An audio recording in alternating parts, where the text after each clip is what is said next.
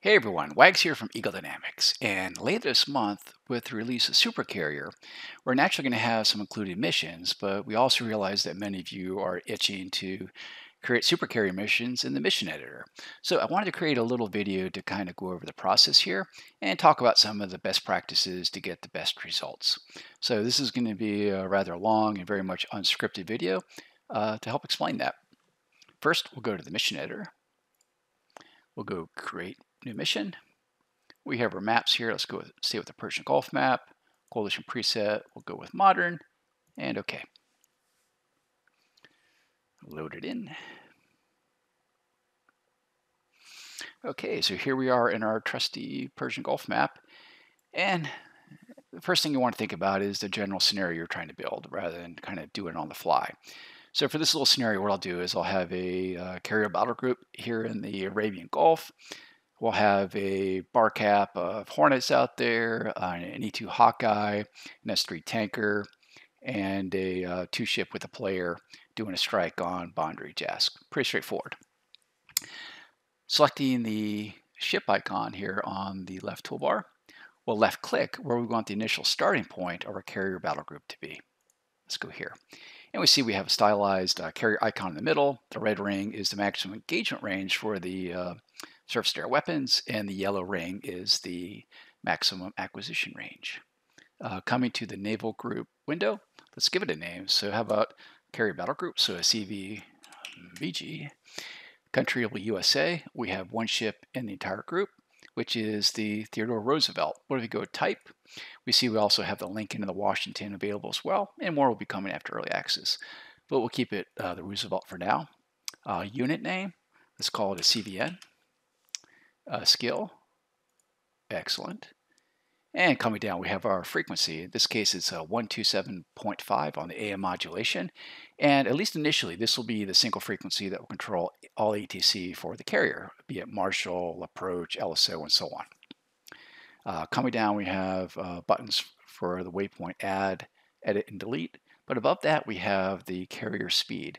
Right now, it's 11. Let's change that to 15 knots. And when doing a carrier mission, we want to have between 20 and 30 knots going down the deck. Obviously 15 is below that, but what we'll do here in a minute is we'll use a wind component to make up that difference. Now, with the add button selected, if we left mouse button click on the map, it'll set the navigation point for that carrier group. We can make as many as we want, and we can see also that we retain that 15 knots. So next, we want to make sure the carrier has a TACAN as well as an ICLS assignment. So let's go back to the first waypoint. And we see we have activate TACAN at 1x. I don't like that. So let's go ahead and either change it by double clicking on the line here or hitting the edit button. Activate TACAN. Let's give it a name just so we can remember. So how about TCN CVN.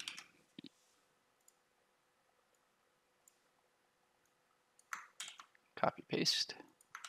We'll keep it as X-ray, and to be Captain Obvious, I'm going to go ahead and make that 71. Call sign. So the nickname of the Roosevelt is Rough Rider. So let's do something like RHR. And the unit will tie into the unit name up here. So the TACAN is tied to this unit now on CVN.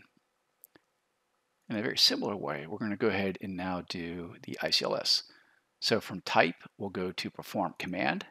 From the action, we'll select activate ICLS. And as before, let's go ICLS CVN. Copy, paste. And it's a WAGS thing. I tend to go 11 because that's what I remember. And as before, unit-wise, we'll go to the CVN as well. And for the love of sweet baby Jesus, it's always a good idea to go to your briefing and note these either in the situation or the task. So in this case, we'll go TCN 71X ICLS 11. And that's going to make life a lot easier for anyone who flies your mission later on. And as always, save often. So let's go save as. Test 1's fine. Keep it there. Now, as I talked about before, we want to make sure we have some wind over the deck. So we'll go to the weather icon. And we see we're at the 21st of June at 0800 hours. Let's get up a little bit earlier and go 0700. Temperatures at 20 C. Let's add some pretty little clouds on the canvas at 10,000 feet. Thickness, let's go full. Density 0 being clear skies. 9 and 10 being socked in. I'll go happy medium at 5. Precipitation, either rain in the above freezing, snow below freezing. We'll keep that none. Our air pressure, and now we have the 4 bands of the winds, and the one we're really paying attention to is the lowest one at 33 feet. So with the ship moving at 15 knots, we need at least 5 knots to bring it up to 20. But let's actually make it a happy medium of 25. So let's add 10 knots with the wind direction blowing, I don't know, about here. And a happy way to check that is we'll go to the measuring tool, left mouse button, hold and drag, and we can see it's actually 133 degrees. Go back to the weather tool, off by 5, so 133. And if you want, you can go crazy, add turbulence, fog, dust, or whatever fills your boots. Back out. So what's a battle group without some escorts? Let's add some ships. So on the units, we'll add 1 unit. And we'll make this a Ticonderoga cruiser. Add another one. And we'll make that an Arleigh Burke. And we'll make the 4th one also a Burke class. But as you can see, this is not a very interesting formation, nor very useful. So you have some options. You could do some research and create some very realistic battle group formations. Or in this case, what I'll do is I actually use placements of the ship to act as visual aids for a landing. In this case, how about a case 1 landing, in which when you're on the downwind leg, you want to have your aircraft beam the BRC 1.1 to 1.4 nautical miles. And what we can do is we can place a ship at that location to help you align yourself. So again, let's go to the measuring tool, measure out around 1.2 miles, which is about there. Try to remember that and move that ship here. Let's see how close I got. That's close enough. So now when they're coming to downwind, you can kind of line yourself up here to know your beam distance. The other one is your port hold, which has a 5 nautical mile radius. Let's put a ship at the 5 mile radius line as well. It's right about there.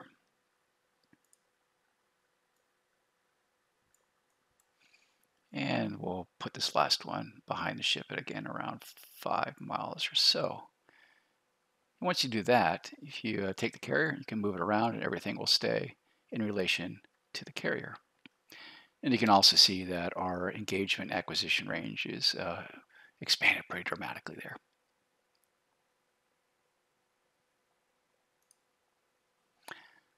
Okay, now the next step is populating the aircraft deck. And this consists of a combination of static objects, AI objects or units, and of course player/client units. We'll first go over the statics. And the key about the statics is it's all about the balance. Meaning that on one hand, it's natural that you want to put as many statics as you possibly can to make it look super crowded, alive, and realistic. And that's all well and good if you have a good system, you have clients that are going to join in and have good systems, because the more units you put on the deck, the more overhead and polygons it's having to render. There's really no way around that. It's not magic. So you need to also balance that too with the placement of those units. You have a lot of units out there blocking, pathing, or spawning points that could also cause havoc. So you really want to balance and be careful with the placements of the units. So I'm going to go over a setup that's usually rather conservative, but also very safe for even a large mission. So for the statics, let's close the sucker down. We'll go to the static icon. And the category we're interested in are the deck equipment, helicopters, planes, and personnel. We'll start with the deck equipment. And we have one of the tugs. And it's simple as selecting it, placing it where you want, and linking it. in this case to CVN, meaning that if you're placing a static object on airfield, well, obviously airfield is not moving, so it doesn't really need to be attached to it. But if you place it on the carrier, and unless that carrier is at a 0 speed, the two are not tied together, so that static object's going to do very strange things. So you want to make sure you link the unit to the carrier every time for every static object. You can also use the wheel here to adjust its facing. Let's add another one.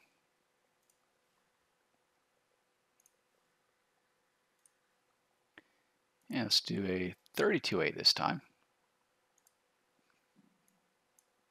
Again, link the unit. Next unit,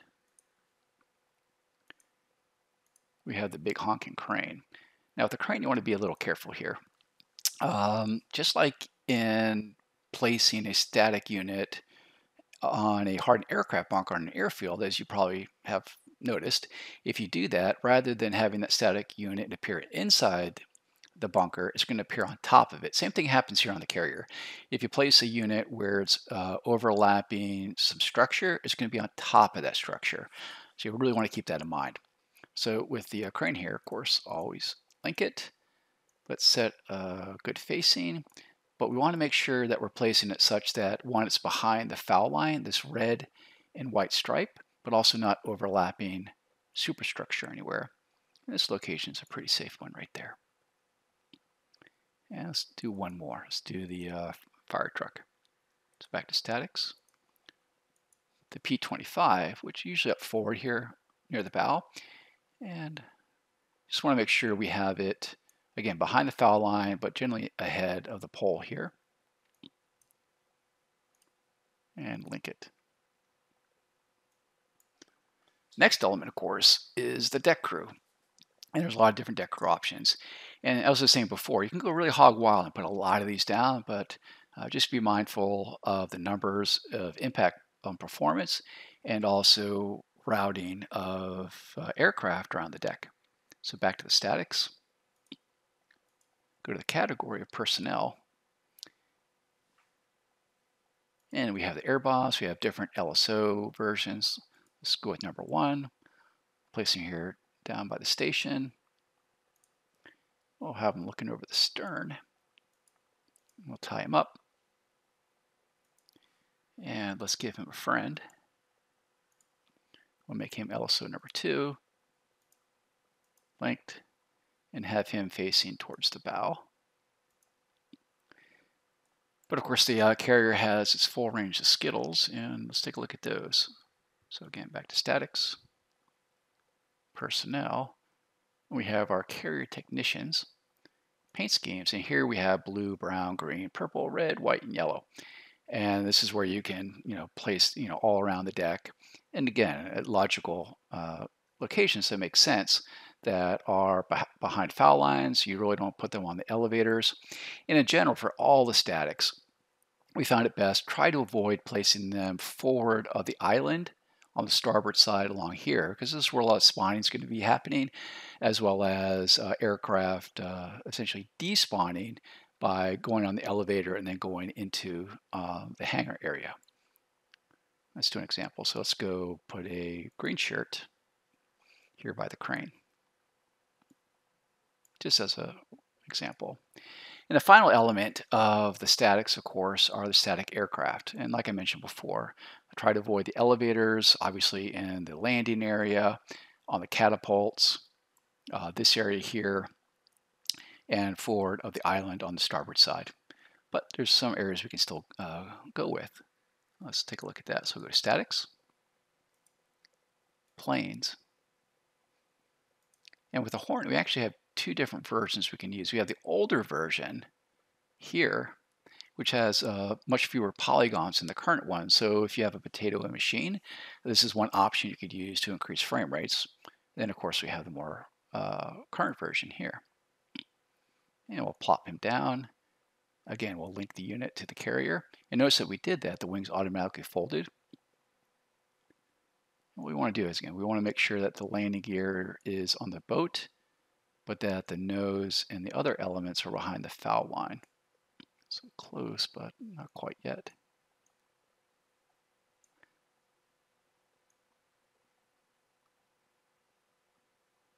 That's good. Let's give him 3 buddies.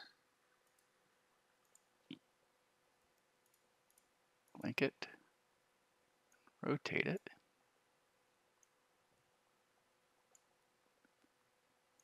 And 1 more. Link it. Rotate it. And another place you can put a horn is actually right here. Again, don't put it on the elevator, but you can put it in this area and keep the nose behind the foul line here.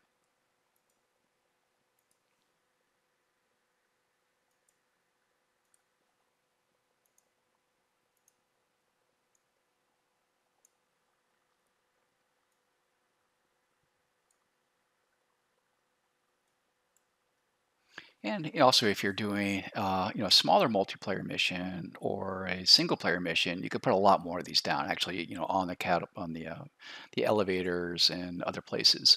But this is actually a very conservative population, which would work well for, say, like a 60-player multiplayer mission. Next, let's put an E2 down as a static. Back to statics, planes. Come up to E2. Let's go with the tiger tails. We'll place him here.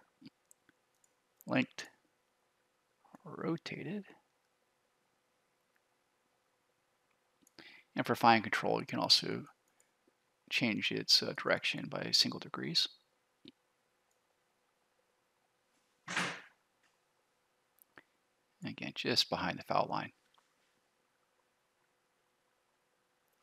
And we want to put some S3s over here. And the SH60 we'll place here. And like the S3, we'll be working on some more updated models for those, of course. So we want to go to helicopters now. SH60. CVN.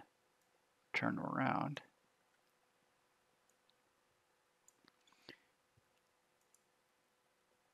And give him a friend. Linked. That's good. So that's again, a very conservative but safe population of the deck for a very large multiplayer mission. The next step now, of course, is to add some AI aircraft. Let's do that. So go to the aircraft icon. Plop one down. Let's give it a name. Let's do the bar cap first. Barrier Combat Air Patrol. So bar cap, USA, Combat Air Patrol. Make these some Hornets. Here we have the different skill levels. Let's go with random. For the Hornets, let's go with start with 300. Go to the loading now. We'll give him this loadout. And note that his frequency is 305. And we'll give him a wingman. And we'll make him 301. Number 3 will be 302. Oops. And number 4 will be 303. And they have a call sign of, let's give them Ford. So what happens is when the ATC is talking to aircraft, they're going to be talking to them based on their tail number or side number.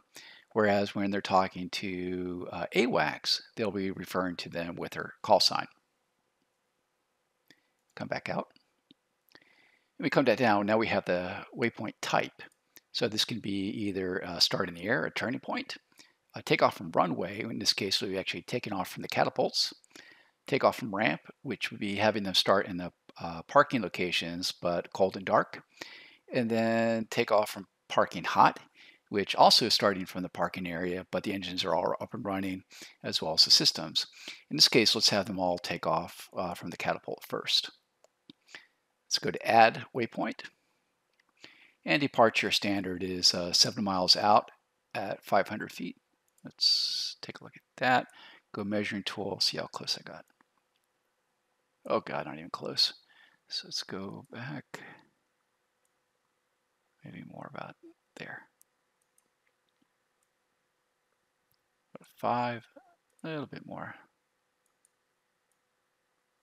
And that should be fine. So it'll be departing at 500 feet at 250 knots. Add, and I'll arc him out to his cap position at 25,000 feet at 350 knots. And then he'll orbit between waypoint 2 and waypoint 3. So we go back to 2. We go to advanced waypoint actions, add, perform command. Action is, perform task. Action is orbit. And he'll orbit at 350 knots.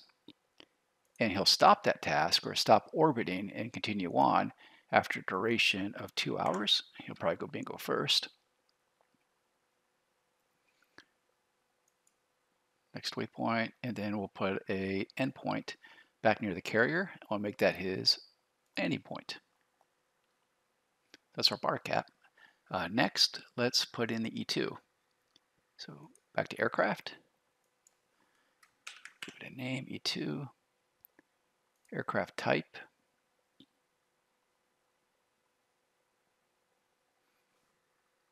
Oh, I hit helicopters. There we go. Aircraft type. E2. Automatically AWACS. I can't remember what the range of telco is for an AWACS. Let's guess 700. Also on 305. Actually, let's make that 307.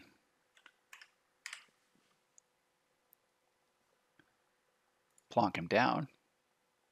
Actually, do it again. And for him, let's give him a hot start. And also out to about 7 miles at 500 feet at 250 knots. And have him arc out to have him orbit between 2 and 3. So again, back to 2. Advanced waypoint actions, add, perform task is orbit. Let's have him orbit at 200 knots and have him complete that after 4 hours to head back. Add back to the carrier and set that as a landing point. Next is the tanker. So again, aircraft, plunk, a name S3, aircraft type. And again, like the SH60, we'll be adding a new unit type for this. Again, not sure. Let's guess 500. Call sign Texaco, let's make that Arco. And like the E2, we'll have him parking hot out to 7 miles or so, 500 feet, 250 knots. And we'll have him go to port and have a tanker hold station between 2 and 3. So back to 2, advanced, add, orbit at, say, 350, and have him be doing this for, again, 2 hours. After which he'll head to the next waypoint and land. Now the final one is when you have either launch or recovery operations, you'll also have a helicopter off the starboard side to fish anyone out of the sea who had to punch out. So let's add him in there. Add a little atmosphere. So at this point, helicopters. Place him off the starboard. We'll call him SAR, search and rescue. Nothing. Helicopter type, SH60. At an altitude of 100 feet and the speed to match the carrier at 15 knots. And we'll put his waypoint parallel the carrier heading. That'll work.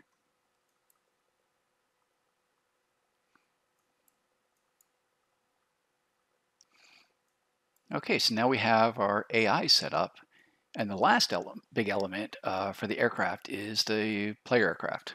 So again, back to the aircraft icon, group name, call it player, USA, aircraft type,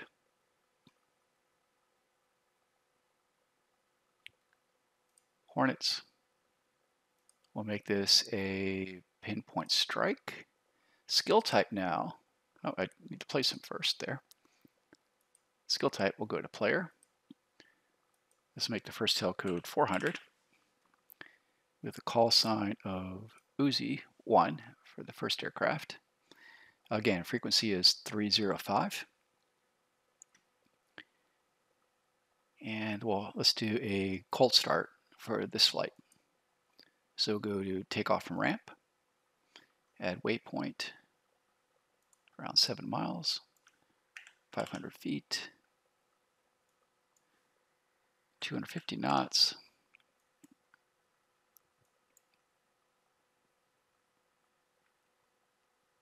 Come out to here at about, let's say, 20,000 feet at 350 knots.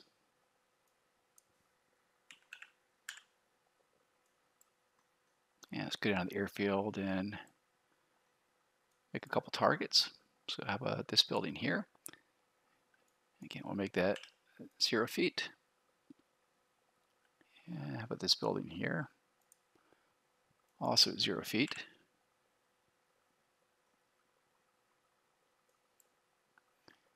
And say back behind the carrier at 2,000 feet. And then the final one, recovery. Go back to our loading. Pinpoint strike.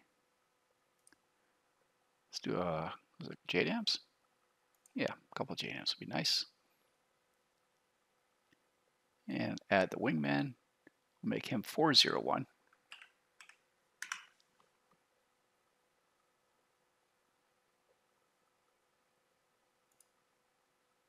And the last thing is the radio icon here. Let's go to that. And so channel 1 on COM1 is 305, which is the aircraft channels. Let's make channel 2, I believe I set to 307 for the AWACS. And let's set COM2 channel 1 at 127.5, which is the carrier COM. And again, this is also something you'd want to note here in the briefing. Last element, let's add a couple air defenses. Let's add a SA2 site. Let's go to a template. Go to Iran. SA2 site. Yeah, put it in here.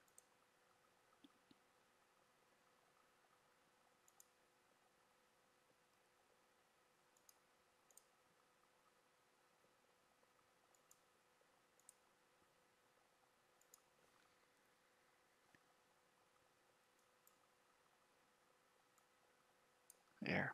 And we'll make him visible so you actually see him on your situational awareness display. Let's add a smaller unit, like a mobile unit. So go to a ground vehicle.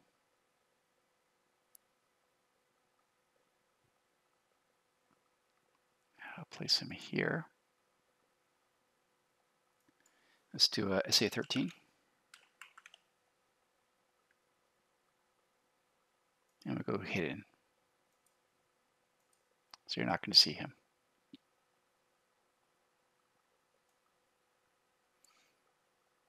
Okay, let's save. And hit start. Let's take a look at this.